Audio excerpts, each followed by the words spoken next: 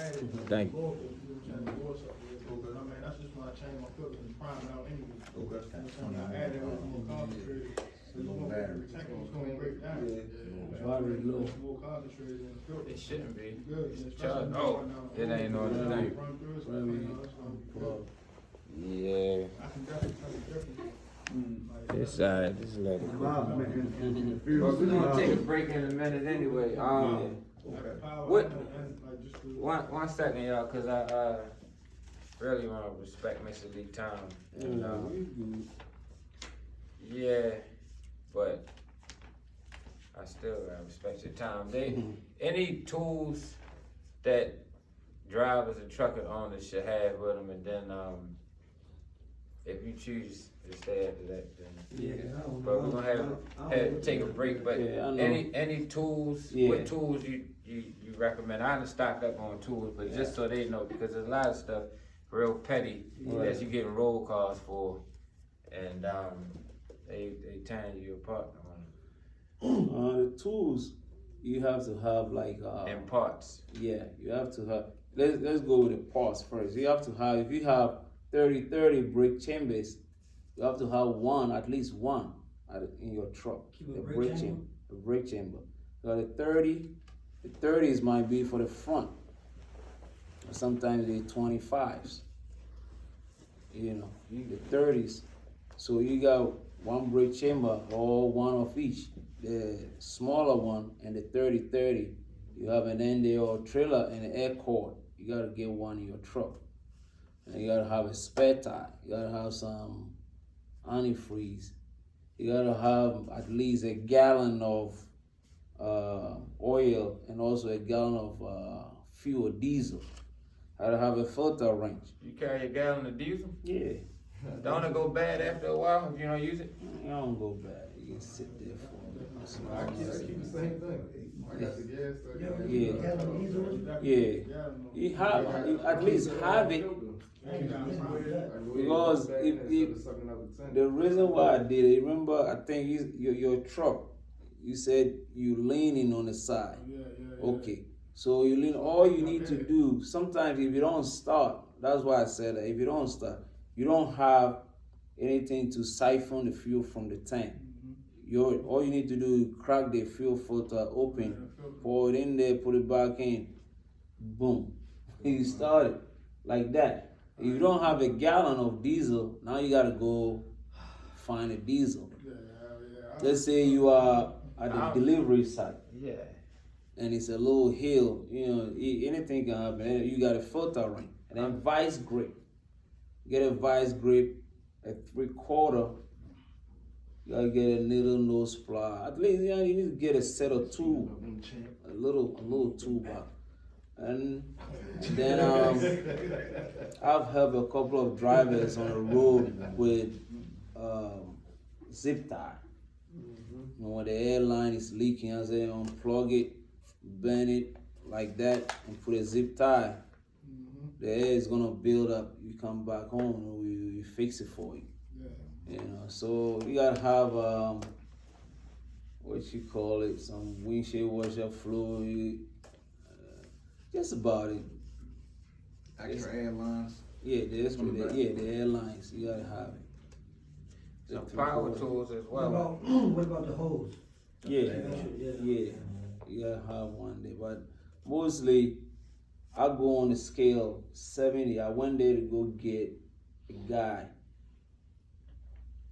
He told me he was on the scale and they gave him green. Now truck won't go, so they had to pull him back there. You know what happened? Well, I'll talk about that later, but a lot of y'all don't know I lost my license recently.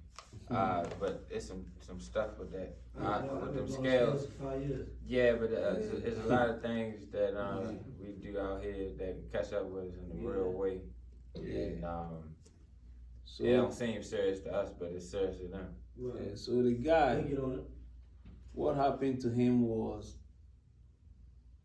he flipped the power divider on, and the power divider was leaking air into the rear. So he locks the brakes up. You know, so that little bit, the truck won't move. So he built the air up and push it in real fast, and he was able to move back there. So he said he needed a brake chamber. So we bought a brake chamber. We went over there. Now we troubleshooting it. We don't hear the leak from the chambers. So I hear the leak a little bit. Then I went in the truck. I saw the party, but you got the classic. So you got the suspension, then you got a fifth wheel switch, and then you got a power divider differential lock. He put it on lock whilst it was rolling, and that caused it's leaking into the differential itself. It's bad, the O-ring. So I just flip it. I said, man, just go ahead. What, you flip the O-ring? I flip the switch back to unlock. It's air operated. So when you flip the switch to lock it, the air is supposed to go and actuate the forks to lock the differential together. Right, but why he couldn't just flip it? You don't know. Right. So think about how many years it took to understand that. That's why I was talking about paying dues earlier. Yeah. And I can tell you, that leak too though, so that's what kind of pointed them in that direction. Right. I went on a roll call the other day. It was $1,300 to that company for air leak. And so when you start talking about calling companies for service, they gonna bust you in the head. Yeah. What I'm trying to do is prepare us so we don't have to. So it's better to go to a shop than to wind up in a shop. Yeah. And then that was just a roll call. I still got to the shop and still had 4 or 5 or more hours worth of work. That was a completely separate bill. Yeah. So That's a big difference. Yeah. Getting to a shop and having to get. if he would have had the mechanical experience, all I did was back his brakes off. I was going to cage him, but whoever sold him the brake chambers didn't have the keys on it. So I just backed his brakes off, turned my lights on, escorted him to the shop, then performed the work when we got there.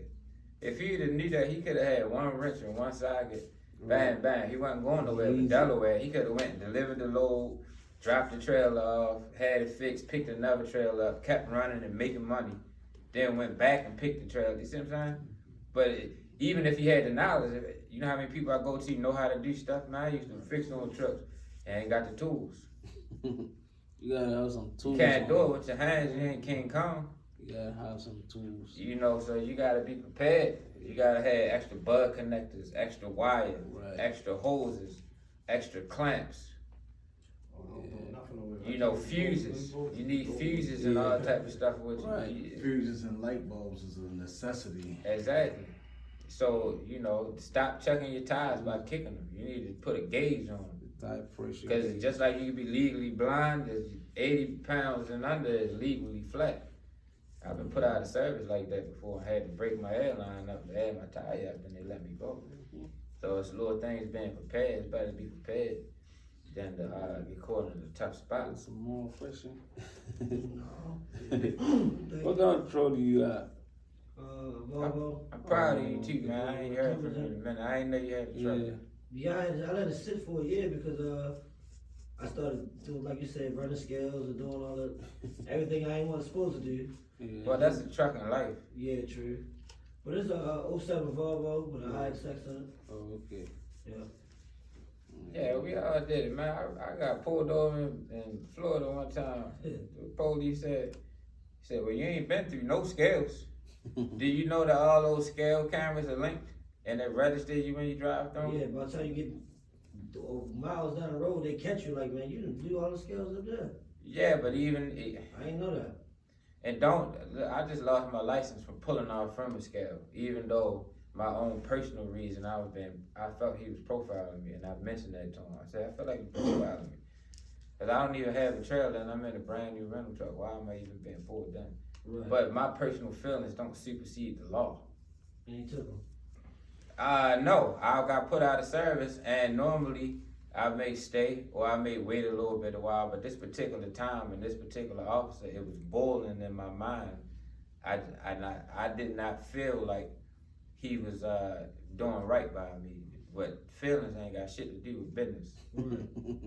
So I turned my lights out and I left. I went out to scale backwards and they tracked me down, contacted Maryland, and got in situations with my license. So, and because of that, that caused me to have to go onto the job market because they suspended my license, which means insurance won't take me, which is why it took so long for me to rebuild my transmission. Right. You see what I'm saying? Yeah. So when you go from creating your own income to being paid by people and taxes coming out, life is a whole lot different, but it's a sacrifice that you make. And also, any of y'all that's feeling bad about how trucking going right now as far as rates, don't, because we still much more fortunate than any other field out here, because I can tell you personally from going into the job market as of recently, which I haven't been in for years, we still make more, a good job is considered like $60,000 to $75,000 a year. If you own a truck, you make more than that. The biggest problem is cost of living, and really in our particular community, we spend a whole lot of money on things that don't have anything to do So with even nothing. with a truck payment, you think we still in a good position? Yes, you still make more in 3 or 4 days than somebody making 2 weeks. Yeah. An average job gonna pay you like $1,700 to $1,400 to $1,700 every 2 weeks after tax. Ain't no owner operator out here ain't making that in a week. Right, so we still winning. We were spoiled. Things were so good that we have become accustomed to living a certain type of way, and we based our cost of living on what we was making. Yeah. And when shit got bad, people couldn't hang up, and they faced with a choice of keep these things Right. that don't mean anything, or hold up the front and sink with the ship. And that's what a lot of people doing. That's why a lot of people selling trucks. Y'all don't know, recently I gave away every single thing I own. Everything, every tennis shoe, every piece of furniture, jewelry. I don't own anything but work clothes. Why you do that? First off, because I believe in myself, not to sound cocky, Yeah. but I have extreme confidence in myself, and I know that anything I've gotten, I can get again. But also to put my back against the wall and to cut my cost of living down to as close to zero as possible. And can y'all give everybody a little bit of respect, please? To cut my cost of living down to zero so I can weather the storm, because my business is more important than some items that don't mean anything. And plus, once I put myself in that situation, it gave me no attachments to anything. And a lot of stuff, look in your closet, how much stuff you got your own wear? It's taking up space. Every single thing in this universe is, we are electromagnetic beings, all right? Not to get off the topic, but every single thing on this planet, in this universe, is made of energy. Okay, so when you start cluttering your life with a whole bunch of stuff, it's drawing energy from you, it's cluttering your mind. Think about the old saying, less is more. You go into a boutique and they got a couple of items that's clean, fresh. Then you go over women's house, excuse me, but clothes all over the floor, you know, stuff all over the place, not just women, men as well. Right. So, you know, I took everything out of my life, and also I'm not grounded in Baltimore. I live here. I stay here, but I don't live here. I may be leaving here. Yeah.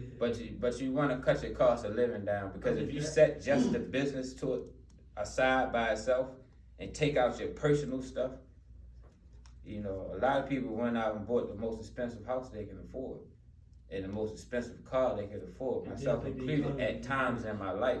And from growing up and not having things, sometimes you need to do that in order to, it's like a football trophy.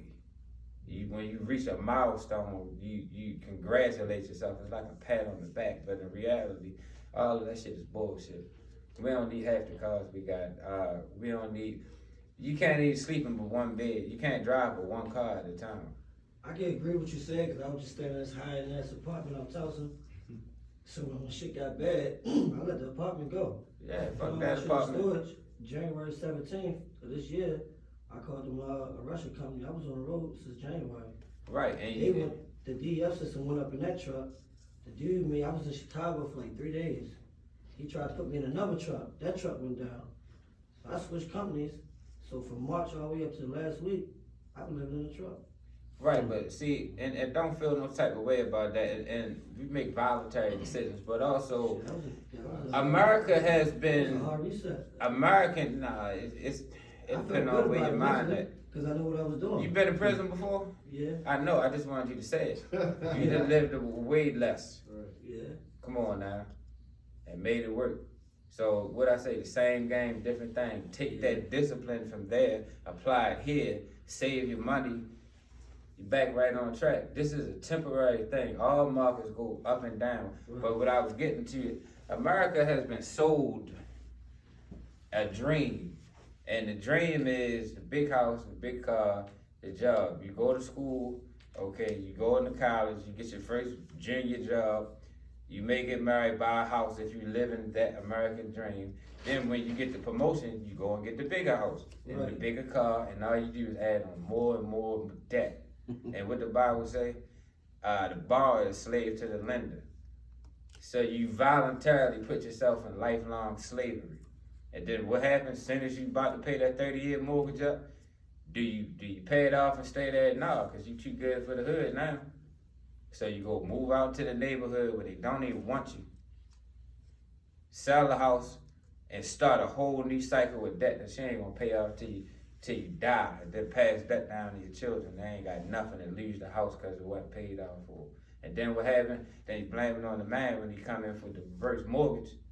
Give you a few penny scraps because you're old and you ain't got no retirement, and call it being taken advantage of. But really, it was mismanagement. We are responsible for our own personal actions.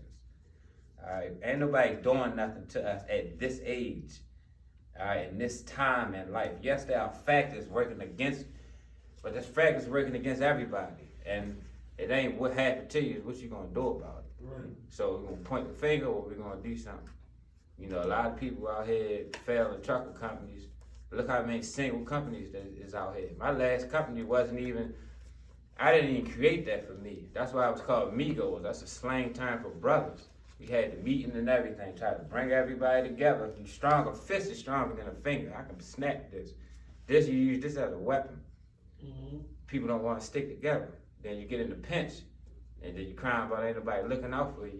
When if you was already stuck together, it wouldn't even have got that far because each hand washes the other. I just had a deep conversation with a brother from Somalia the other day. We was talking about 2-3 hours. And he was telling me how he got 7 cousins here. He from Dallas. And he's got cousins all over the country. And he said, you know what? If one of us get in the jam, everybody put together $500 and get it. If it's 7 of them or 10 of them or 12 of them, you know, that's $5,000 or whatever it is. And I can get my truck fixed, or they can move.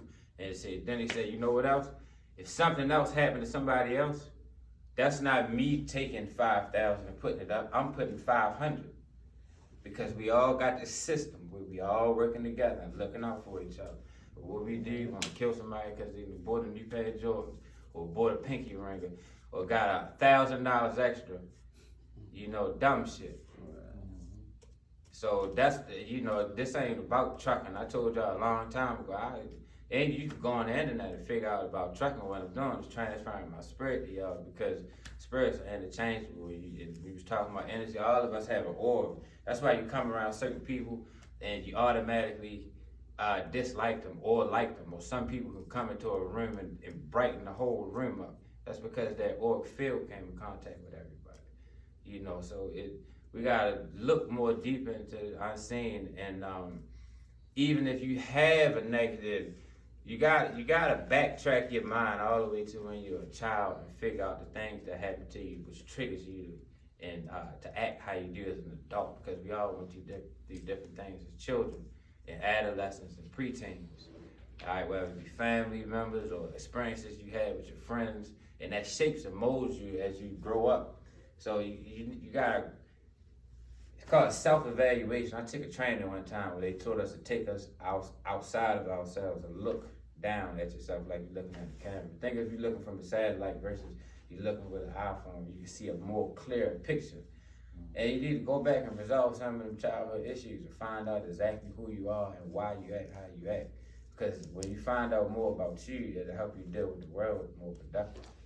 So if you meet somebody and they got an attitude, do you think they have an attitude towards you? Some people just have things going on in life that nobody privy to. And unless you sit down and have a talk with somebody, you'll never find out. So we need to have a talk with ourselves. And in the black community, therapy ain't real looked upon or used, but my personal opinion is we don't need it. That's why we have families. But our particular families have been broken up, so we don't have the great aunt or the great uncle to go talk to you and figure things out. You know, so it's up to us to rebuild more thriving families and friendships as well, because there's too much hating and knick-knacking going on, and it's gonna stop with us because those before us have already did what they're gonna do. And every great leader that has come has been assassinated or jailed and put in prison for life. And that's the sacrifice I make even sitting here trying to do this. But it's not all up to me, it's up to everybody. It is.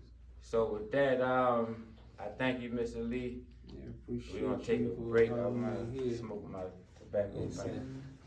And Gotti, Yeah, my Gotti started a Yeah. trucking fraternity. Yeah, I just was going to speak on that. Yeah. Well, he about to break lay the whole He's, thing now. You know I gotta put you on the spot, guys. Yeah, I know. 443-271-1204. 1204. 1204. Anybody want Peter go ahead, they fired me because I went to sleep for half an hour late. It's small. Yeah. For the park car. Yeah. You gotta own one to get one. Yeah, I know something about the park Make car. sure you fit it. Yeah. Yeah, but it's small.